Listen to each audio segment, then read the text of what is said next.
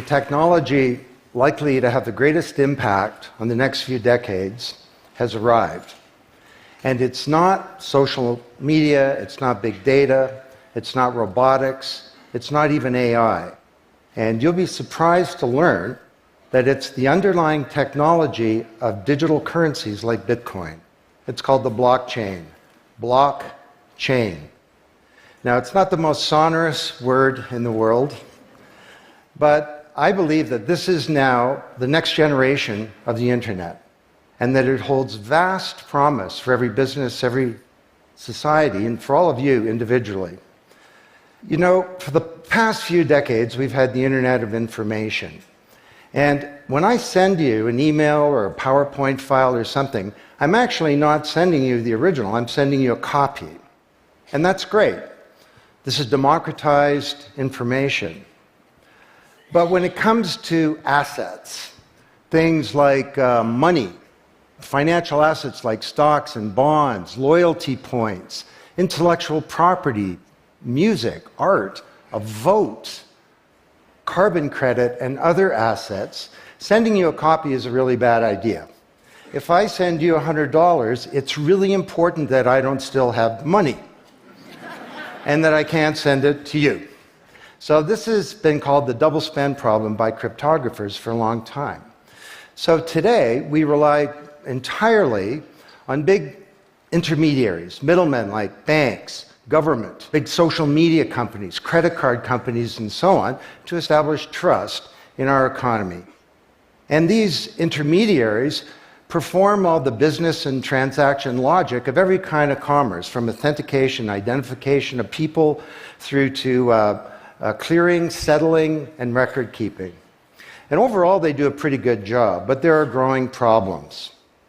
To begin, they're centralized. That means that they can be hacked, and increasingly are. And JP Morgan, the US federal government, LinkedIn, Home Depot, and others found that out the hard way. They exclude billions of people from the global economy. For example, people who don't have enough money to have a bank account. They slow things down. It can take a second for an email to go around the world, but it can take days or weeks for money to move through the banking system across the city. And they take a big piece of the action, 10 to 20%, just to send money to another country. They capture our data, and that means that we can't monetize it or use it to better manage our lives. And our privacy is being undermined. And the biggest problem is that overall, they've appropriated the largesse of the digital age asymmetrically. And we have wealth creation, but we have growing social inequality. So what if there were not only an internet of information, what if there were an internet of value? Some kind of vast, global, distributed ledger running on millions of computers and available to everybody, and where every kind of asset, from money to music, could be stored, moved, transacted, exchanged, and managed, all without powerful intermediaries. What if there were a native medium for value? Well, in 2008, the financial industry crashed, and perhaps propitiously, an unknown or anonymous person or persons named Satoshi Nakamoto created a paper where he developed a protocol for a digital cash that used an underlying cryptocurrency called Bitcoin. And this cryptocurrency enabled people to establish trust and do transactions without a third party. And the seemingly simple act set off a spark that's ignited the world, that has everyone excited or terrified or otherwise interested in many places. Now, don't be confused about Bitcoin, okay? Bitcoin is an asset. It goes up and down, and that should be of interest to you if you're a speculator. More broadly, it's a cryptocurrency. It's not a fiat currency controlled by a nation state, and that's of greater interest. But the real pony here is the underlying technology. It's called blockchain. So, for the first time now in human history, people everywhere can trust each other and transact peer-to-peer. And trust is established not by some big institution, but by collaboration, by cryptography, and by some clever code. And because trust is native to the technology, I call this the trust protocol. Now you're probably wondering, well, how does this thing work? Fair enough. Assets, digital assets like money to music and everything in between, are not stored in a central place, but they're distributed across a global ledger using the highest level of cryptography. And when a transaction is conducted, it's posted globally across millions and millions of computers. And out there around the world is a group of people called miners. These are not young people, they're Bitcoin miners. And they have massive computing power at their fingertips, 10 to 100 times bigger than all of Google worldwide. And these miners do a lot of work. And every 10 minutes, kind of like the heartbeat of a network, a block gets created that has all the transactions from the previous 10 minutes. And then the miners get to work trying to solve some tough problems. And they compete. And the first miner to find out the truth and to validate the block is rewarded in digital currency, in the case of the Bitcoin blockchain with Bitcoin. And then, this is the key part, that block is linked to the previous block and the previous block to create a chain of blocks, and everyone is timestamped, kind of like with a digital wax seal. So if I wanted to go and hack a block and say, pay you and you with the same money, I'd have to hack that block, plus all the preceding blocks, the entire history of commerce on that blockchain, not just on one computer, but across millions of computers simultaneously, all using the highest levels of encryption in the light of the most powerful computing resource in the world that's watching me. Tough to do. And this is infinitely more secure than the computer systems that we have today. Blockchain, that's how it works. So the Bitcoin blockchain is just one. There are many. The Ethereum blockchain was developed by a Canadian named Vitalik Buterin. He's 19 years old. And this blockchain has some extraordinary capabilities. One of them is that you can build smart contracts. It's kind of what it sounds like. It's a contract that self-executes. And the contract handles the enforcement and the management, performance, and payment. The contract kind of has a bank account too, in a sense, of agreements between people. And today, on the Ethereum blockchain, there are projects underway to do everything from create a new replacement for the stock market to create a new model of democracy where politicians are accountable to citizens.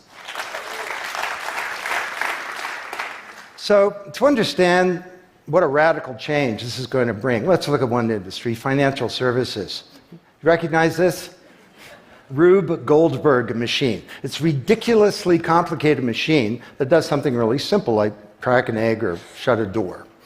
Well, kind of reminds me of the financial services industry, honestly. I mean, you tap your card in the corner store and a bit stream goes through a dozen companies, and each with their own computer systems, some of them being 1970s mainframes, older than many of the people in this room. And 3 days later, a settlement occurs.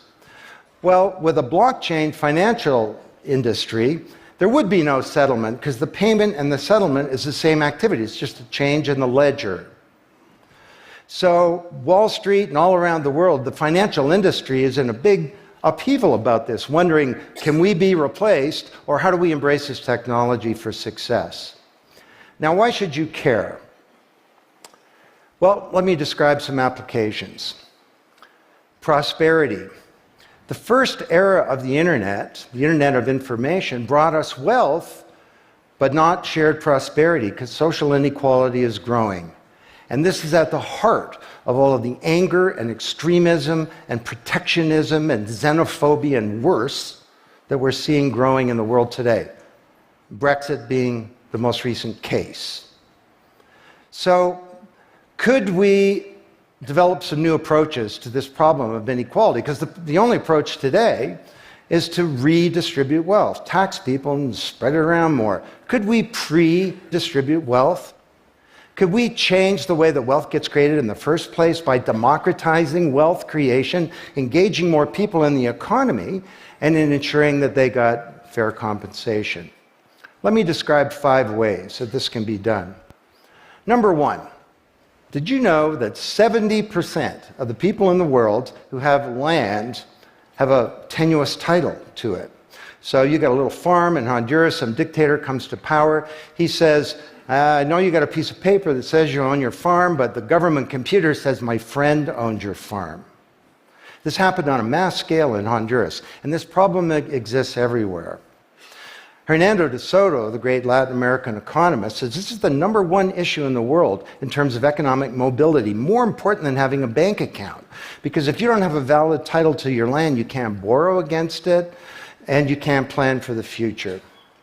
So today, companies are working with governments to put land titles on a blockchain. And once it's there, this is immutable.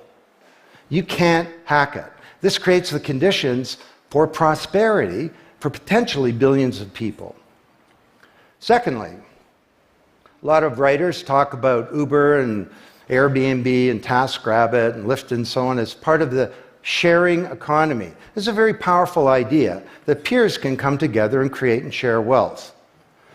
My view is that these companies are not really sharing. In fact, they're successful precisely because they don't share. They aggregate services together and they sell them. What if rather than Airbnb being a $25 billion corporation, there was a distributed application on a blockchain, we'll call it B Airbnb, and it was essentially owned by all of the people who have a room to rent. And when someone wants to rent a room, they go onto the blockchain database and all the criteria sift through, help them find the right room, and then the blockchain helps with the contracting, it identifies the party, it handles the payments, just through digital payments are built into the system, and it even handles reputation, because if she rates a room as a 5-star room, that room is there, and it's rated, and it's immutable. So the big sharing economy disruptors in Silicon Valley could be disrupted, and this would be good for prosperity. Number 3, the biggest flow of funds from the developed world to the developing world is not corporate investment, and it's not even foreign aid. It's remittances. This is the global diaspora, people who've left their ancestral lands, and they're sending money back to their families at home. This is $600 billion a year, and it's growing, and these people are getting ripped off. Annalie Domingo is a housekeeper, and she lives in Toronto, and every month she goes to the Western Union office with some cash to send her remittances to her mom in Manila. It costs her around 10%. The money takes 4 to 7 days to get there. Her mom never knows when it's going to arrive. It takes 5 hours out of her week to do this. 6 months ago, Annalie Domingo used a blockchain application called Abra. And from her mobile device, she said $300 went directly to her mom's mobile device without going through an intermediary. And then her mom looked at her mobile device, it's kind of like an Uber interface, there's Abra tellers moving around. She clicks on a teller that's a 5-star teller, he's 7 minutes away. The guy shows up at the door, gives her Filipino pesos, she puts them in her wallet. The whole thing took minutes, and it cost her 2%. This is a big opportunity for prosperity. Number 4, the most powerful asset of the digital age is data. And data is really a new asset class, maybe bigger than previous asset classes like land under the agrarian economy or an industrial plant, or even money. And all of you, we create this data, we create this asset. And we leave this trail of digital crumbs behind us as we go throughout life. And these crumbs are collected into a mirror image of you, the virtual you. And the virtual you may know more about you than you do, because you can't remember what you bought a year ago or said a year ago or your exact location a year ago. And the virtual you is not owned by you. That's the big problem. So today there are companies working to create an identity in a black box. The virtual you owned by you. And this black box moves around with you as you travel throughout the world, and it's very, very stingy. It only gives away the shred of information that's required to do something. A lot of transactions, the seller doesn't even need to know who you are. They just need to know that they got paid. And then this avatar is sweeping up all this data and enabling you to monetize it. And this is a wonderful thing, because it can also help us protect our privacy. And privacy is the foundation of a free society. Let's get this asset that we create back under our control, where we can own our own identity and manage it responsibly. Finally,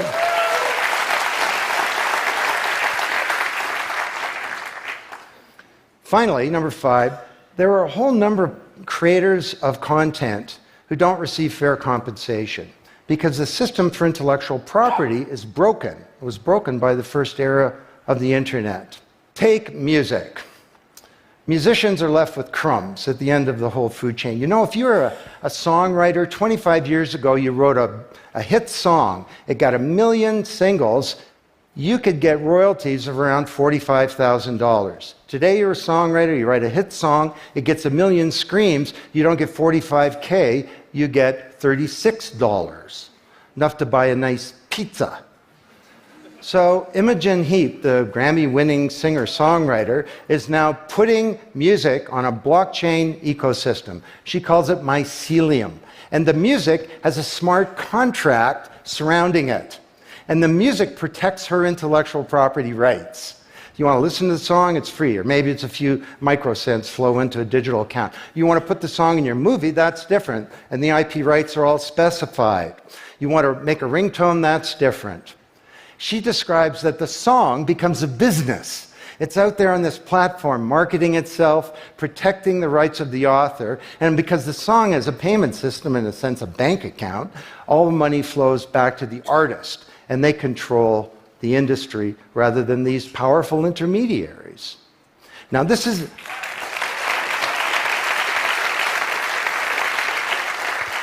not just songwriters, it's any creator of content, like art, inventions, scientific discoveries, journalists. There are all kinds of people who don't get fair compensation, and with blockchains, they're going to be able to make it rain on the blockchain, and that's a wonderful thing.